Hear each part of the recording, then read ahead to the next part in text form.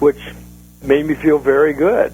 And so I don't know about Palm Springs, but I think that if you go online, I think it might say in there whether it's public or whether it's private. Yeah, I've noticed there's a lot of events in there, and so again, that's the way to find out about these. Gina says that she would like to state that she's enjoyed every character on the emergency program since she was 6 years old. She said, I know some of you guys keep in touch. She asks, Randy, whether or not you keep in touch with Michael Norell. Oh, not as much as I would like. I mean, I love Mike. I think he's truly one of the funniest people I know. But I have not stayed in touch with him. I think it's been a couple of years since I've actually talked to him on the phone. Kevin and I, of course, are best friends. And Kevin, I just saw Kevin 4 nights ago. He lives up in Cedar Woolley, Washington. And he came down to shoot for a week on the show Lost, ABC's show Lost. Terrific show, yes. Yeah, and he has a pretty good kind of semi-running role on the thing. And they flew him out to Hawaii to shoot it, and of course spent some time with him while he was down here in L.A.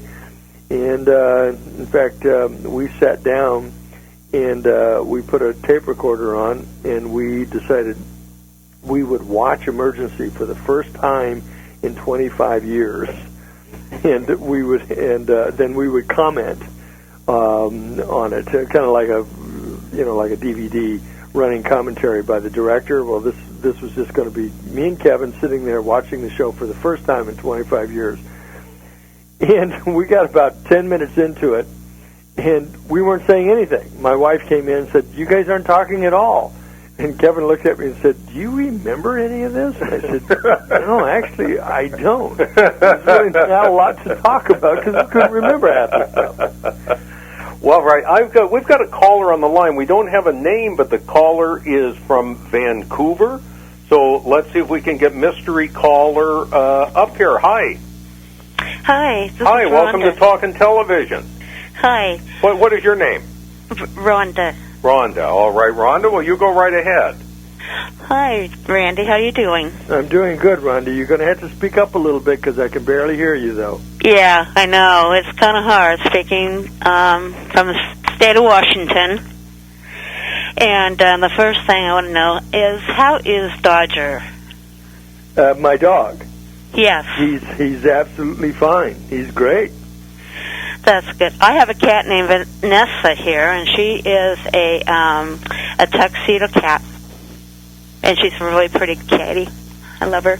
Oh, great. Yeah. All right, Rhonda, anything here related to the program or whatever? Oh, yes, there is. All right, please go ahead. There's been a lot of talk around Vancouver here about putting a casino in an Oregon coastline.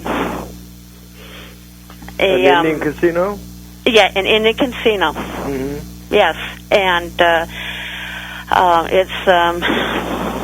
it's still in the works, though. But it's I understand that. I was listening to that, and I thought, wow.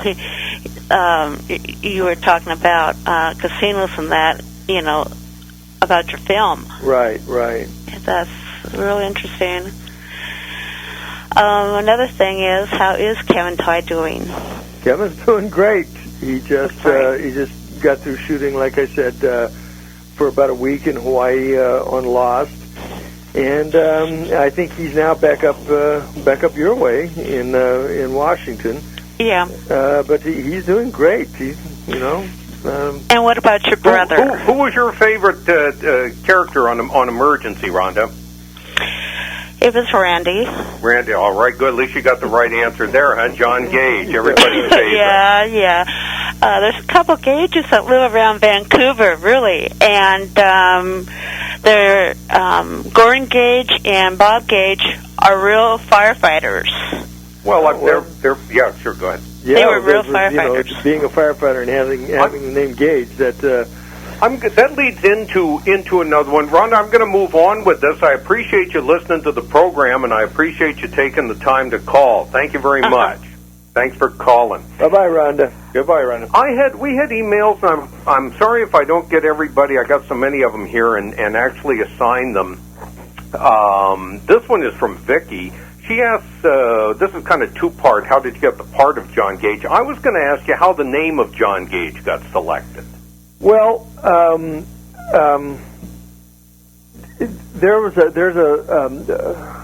our technical advisor on the show. His name is Jim Page, and he was one of these kind of visionary kind of guys.